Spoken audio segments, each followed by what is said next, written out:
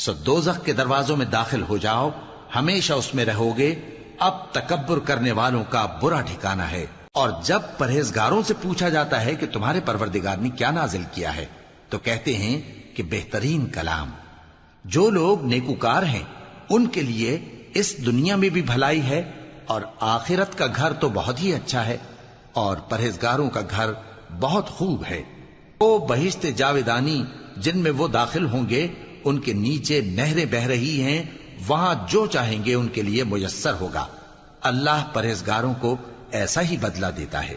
ان کی کیفیت یہ ہے کہ جب فرشتے ان کی جانیں نکالنے لگتے ہیں اور یہ کفر و شرک سے پاک ہوتے ہیں تو سلام علیکم کہتے ہیں، اور کہتے ہیں کہ جو عمل تم کیا کرتے تھے ان کے بدلے میں بہشت میں داخل ہو جاؤ۔ کیا یہ کافر اس بات کے منتظر ہیں کہ فرشتے ان کے پاس جان نکالنے آئیں یا تمہارے پروردگار کا حکم عذاب آ پہنچے؟ اسی طرح ان لوگوں نے کیا تھا جو ان سے پہلے تھے، اور اللہ نے ان پر ظلم نہیں کیا بلکہ وہ خود اپنے آپ پر ظلم کرتے تھے۔